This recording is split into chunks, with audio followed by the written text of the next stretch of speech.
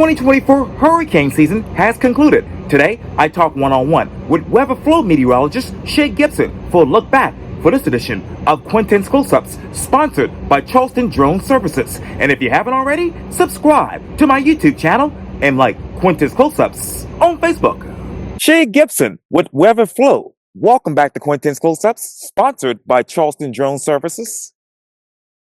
Thank you, Quintin. Glad to be back on. Haven't seen you in a while, but this is a good topic of conversation for this year for the past hurricane season. Yeah, let's begin there because, as you mentioned off camera, 2024 was in the beginning not an active season, but then towards the end of it, it became an active season. So, how did we get from being a non-active season this year to now, obviously concluding with an active season? Right. Well, that's a good question. So, usually earlier in the year, we see a little bit of activity through May, early June, maybe mid-June, and then we have kind of a lull. Right. That's sort of you have a lot of Saharan dust coming off of Africa at the mid levels that sort of stamps out any opportunities for storms to make it through the intertropical convergence zone. That's what it's called, the monsoonal belt. But that gets stamped out a lot. Then you have a lot of you have some west to east activity coming across the United States as the warmer air starts to settle in and some of that cooler air starts to recede back to the north. And then you have a settling period, usually June through July. Then you start to see things uptick in August, but we even saw a very slow August, and things didn't really start to pick up till about mid-September, where we started to see the activity ramping up. Even September was a lot lighter than we expected overall.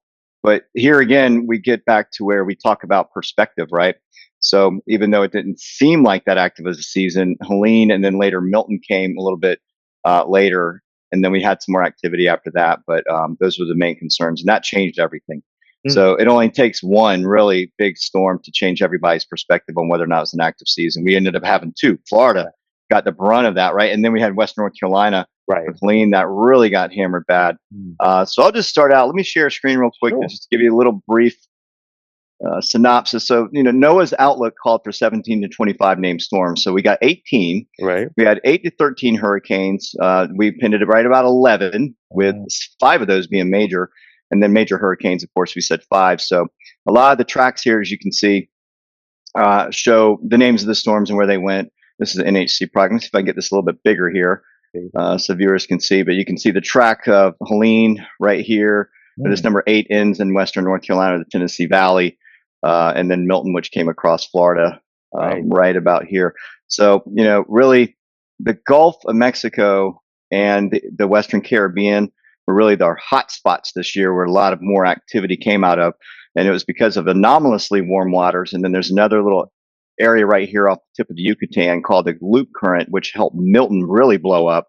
And we'll get into that a little bit. I don't want to get too much detail here, but just showing you, not a whole lot as we would normally see out here in the intertropical convergence zone, or the main development region, what we call where the Cape Verde season comes. We start to see more and more activity. We didn't see more than average from that area. More of the activity came from this area right here, from these much warmer waters, anomalously warm waters. So just to give you a little bit of perspective on that, where some of that those hotbeds of activity came from.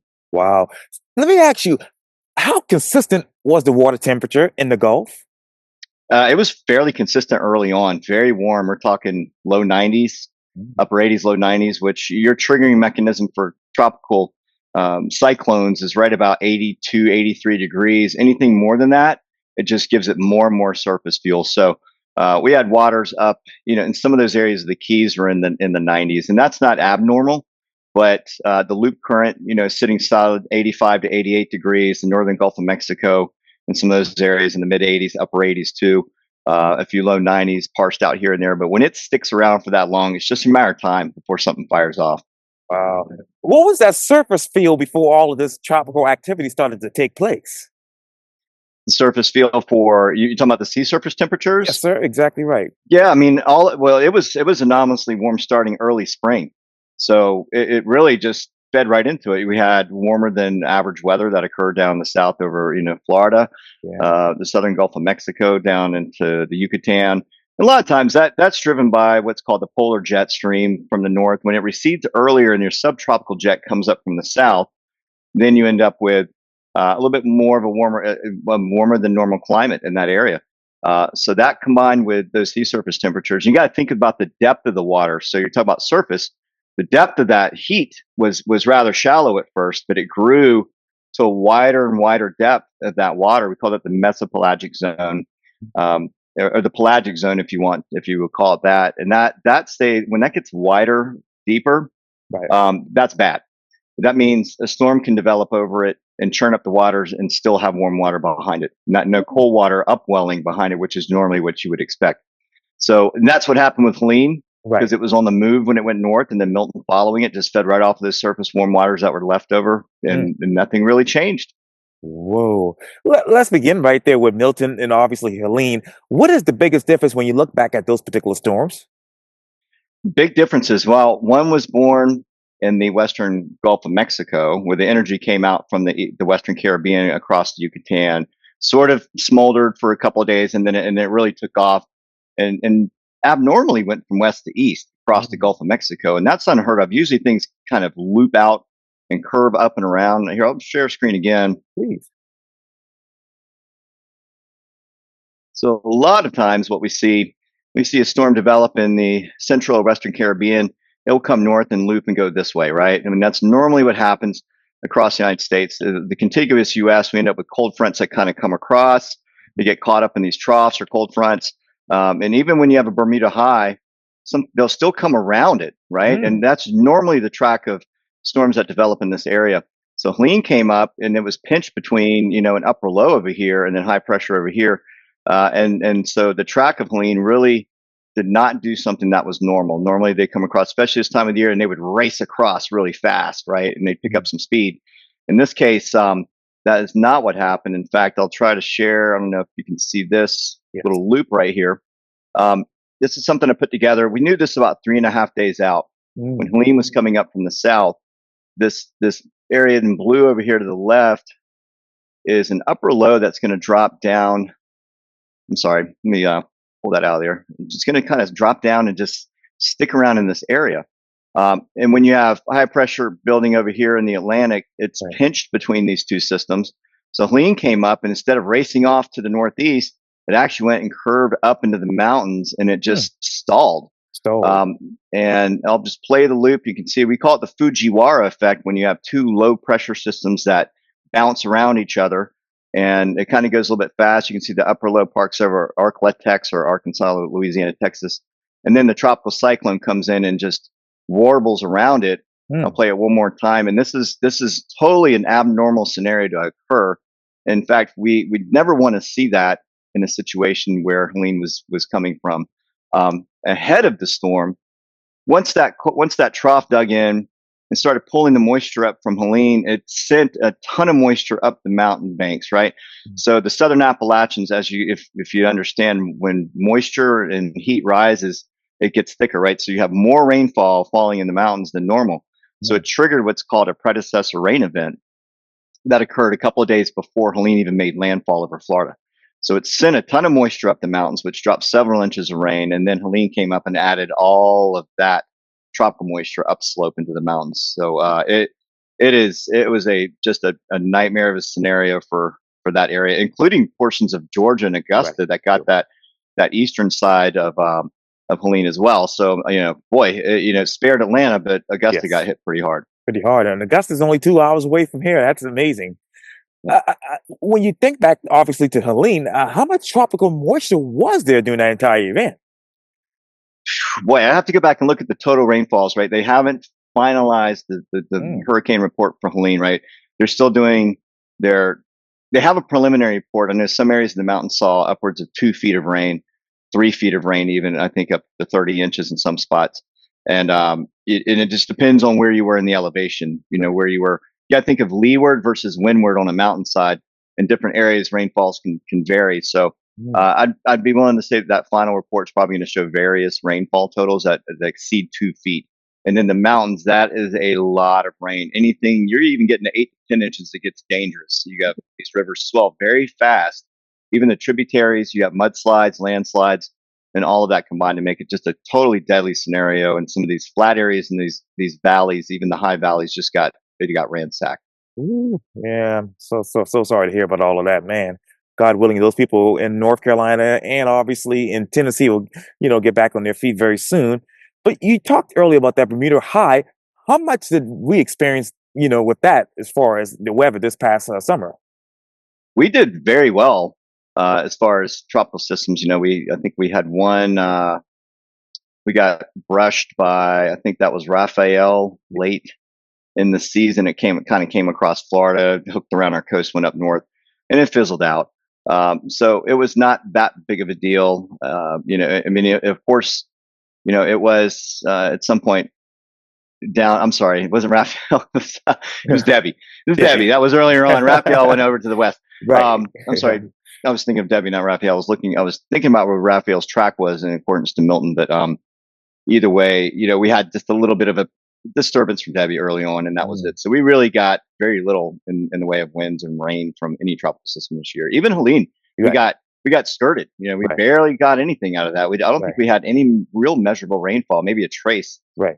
maybe up to tenth of an inch of rain from some outer skirts from coming into the coast from Helene, and Mm, some of those barely made it. And most of those bands dried out when they hit the coastline. I think maybe Folly Beach, Key West, maybe see in about a quarter of an inch, mm. something like that. But we here in Charleston, we got spared this year. Yeah, thank God for that in heaven. But, you talked about Debbie and obviously Raphael. So, what was actually, in your mind, the smallest Atlantic hurricane on record this year?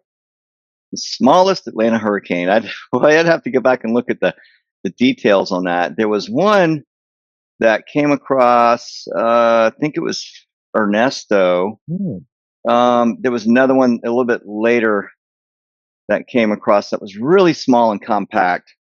And I might say Oscar. If Oh I had to yeah, take a guess at that, when I'm thinking back on the size, memory is hard to kind of come by. But sure. I'm thinking about the size of storms. Oscar it sort of defied the odds a bit in where it was, and it held up. But it Mm, was a very small, compact system. So one thing I'll say about those systems when they come off of Africa, mm, something to think about in the future. Sometimes those smaller, more compact storms tend to generate a rain shield around its core and mm, fights off that dry, dusty air, some of that wind shear that occurs aloft over them. mm. So those are all we always have to watch. You can never turn your back on those. Even the smallest ones can Right. surprise you in the end. And out of those other storms, Shay, which other ones were actually associated with this rain shield? Oscar was the main one, I think, this Mm, year that had that happen, right? So we typically would see one every year that skirts across the Leeward Islands, yes. and it holds together pretty well. And then it gets to the Caribbean and blows up, Right. or sometimes it falls apart. Mm, But I'd say this year that would be the only one. There's a couple of ones in the past. Oh, and memory does not serve well on that. But there's been a couple that I've watched that I've been like, wow, that's pretty impressive. And yeah. then we've also made notes of that in our recordings, saying, hey, this one is one to really watch because it's holding together pretty well and it's getting ready to move into a favorable environment. And that's what it's really all about is where they are, what the environment is. And really, Quentin, when you talk about the breakdown of storms, Right. there's really just three main components. You have to have the atmospheric conditions have to be conducive. They know low upper shear means it can grow atmospherically. You have to have warm sea surface temperatures that fuel it from the surface. So those two right there can trigger rapid intensification. And then, a lot of times the third component is, where is it nearing land? Does it have a nice big open body of water ahead of it? And is it going too fast, right? Sometimes a storm that travels too fast, they say like beyond 20 miles an hour, doesn't have a lot of time to consolidate its power around the core because it's just plowing across the ocean. So, you know, those are the three main components: is trajectory, Right. location, and then sea surface temperature and atmospheric conditions. And you talk about that trajectory. I have to go back to the Gulf of Mexico. I mean, they were like back to back to back storms. Have you ever seen, for lack of a better word, a timeline like that before in history? Absolutely. 2020 generated a ton of those storms. I mean, the northern Gulf Coast got sacked over and over again. We saw Louisiana get hit by two, three major hurricanes. Texas got, good bits. 2020 was probably because we went through the entire alphabet that year, right? Right. And then we went almost halfway across the Greek alphabet. And since that year, they did away with the Greek alphabet altogether. And they just did a renaming convention starting over with A. So they have kind of a pocket spare with a whole new list of alphabetic names going forward instead of using alpha, beta, those Greek letters, because you go back, you can't ever get rid of them, right? If you go to the World Meteorological Organization every year, they determine which storms are going to be retired and which ones stay. And if like Milton will be retired, right? So Helene will be retired. We know that. Any major hurricane that does massive damage or major damage to the contiguous U.S. or U.S. outlying territories, and whatnot, even South America or the Caribbean islands, it can be basically retired for the year. So you can't do that with Greek letters, right? So, Right. yeah, that makes sense. They Yes. took a vote on it, and now I think they're looking at voting on whether or not to start the hurricane season a little earlier, May 15th versus May 30th Wow. of next year. Of next year. So you mentioned South Africa, I mean South America, obviously in those other Hmm. locations. Did they experience any hurricane activities like we did? They got worse than us, actually. Mm, So they had a couple there at the very end. They had Sarah, mm, Patty that did some damage down there. I know Nadine right. hit down that way. You had Nicaragua, Honduras. It was really just tropical storm Mm, for Nadine and Sarah as well. That was down that way, but they both dropped in huge amount of rainfall as they went by. So I'd say Nicaragua, Honduras, and portions of the Yucatan Peninsula as well. They got it pretty bad down there, and that's normal for late season in the mm. Western Caribbean is when you'll see a lot of these, and sometimes you get a really big storm, Category 4 or higher, or slow moving tropical storms that dump a ton of rainfall like Sarah did. So, Ooh. yep. And I wanted to ask you this too, but this might be a silly question, but why did the season end so early meteorologically? Hmm. Water's cooled. Mm, We started getting colder air masses down across the Gulf of Mexico, a lot more contiguous U.S. activity from west to east. We had a lot of blocking features that started parking over the northeastern United States. I'd say the Ohio Valley to the northeastern U.S. And so when you get large high pressure sitting over the eastern half of the United States, it keeps everything to the south. Think about clockwise motion of wind. Everything to the south is suppressed. So none of those mm. systems that they forecasted to come up and around and maybe make it to the Louisiana or Texas coast, they just didn't happen because one high pressure after another for basically the last half of October and into early November. Wow. So, yeah. And how much African dust actually was enough to choke off any hurricane development in the Atlantic? I did a count one year and I counted 29 systems got thwarted. I mean, we're just talking waves coming off of Africa. So it takes a lot of work to just try to study on that. I would say we probably had a dozen or more this year Mm. that Ooh. of impressive waves coming off of Africa, but we get a lot of those. And that African, that Saharan, we call it the Saharan air layer. It's dust that's suspended up at about 500 millibars or roughly 15 to 18,000 feet up. It's iron rich. It's just very light. It's suspended by heat. Mm. And it makes its way across the Atlantic. And anytime a storm's trying to develop under that, it reflects sunlight. So it's cooler underneath. It's also drier.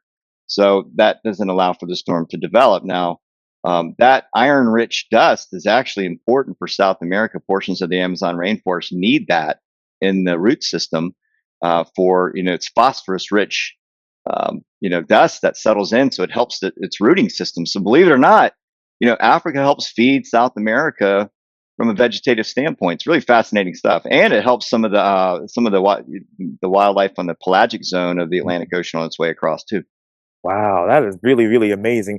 And I wanted to go back because obviously, as you mentioned, 18 named storms, 11 hurricanes, five of them were actually Cat 3 storms. Was the number of major storms this year, which were like 24, above the 1991 to 2020 average? It was according to NOAA's. They called for above average season. I would say it's just above average, Mm, not a lot above average. I think the ACE from Helene, Milton, and others, probably went up, not well above average, but definitely above average. But I think this year in total, looking at the 1991 to 2020 overall standings and statistics, I think they've gone up to 2020 on those. I'd have to double compare, look over everything. But to me, what it looks like is an above average season, not mm. by much, but just, I mean, like I said, perspective, one or two storms, it's all it takes. And billion plus dollars in damage from just one alone. And even Milton came across, and parts of Florida, Western Peninsular Florida, was still recovering from portions of Helene that did damage along that coast. So they got a double whammy this year on that side, and that's normally one of the safer spots to be if you live in Florida. Yeah. So the I would say the Panhandle, Right. all the way up to the corner, right, the northeast quadrant of the northeast Gulf of Mexico. Those tend to get a lot more activity than anything else. But yeah, I'd say just above average on for this season. Man, thank God it wasn't worse than what it was. Let's just stay right there in Florida. Let's talk about Tampa. That is like, surrounded by God's angels. They actually suffered some flooding issues Mm. with Helene, right? So that flow is onshore. You think about the winds coming up from the south Right. and the southwest into the coastline. And here I can kind of show a little visual on that. Oh, please. So we talk about tracks, Oh, yeah.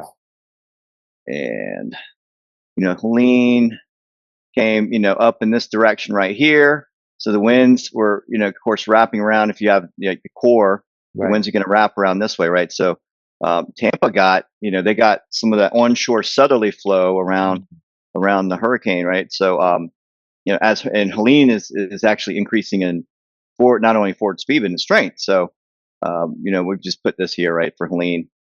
In the waters, coming in basically onshore and right up in the bay, and it didn't flood terrible, but there was a lot of flooding that occurred along these areas inland in North Tampa. They got the worst up there, and then when Milton came across, now it's coming in this direction, right? So you end up with a different kind of a wind. It started out north, maybe an east wind or a northeast wind wrapping around in this direction as it neared the coastline. Of course, at first it comes up like this, but then immediately the winds start to curve around Tampa Bay. And that was fine, right? Everything was good. There was actually a little bit of negative surge coming out of the bay. The water's leading it instead of coming in. And then you get this wraparound flow, right? As Milton comes in here, this wraparound flow really cranked up down the coast and sent a lot of water down to Sarasota, all the way down to Venice, Inglewood, and it really piled up water just inside of the southern Tampa Bay area. But I would say the Sarasota down to Venice Beach area got sacked the most with that flooding.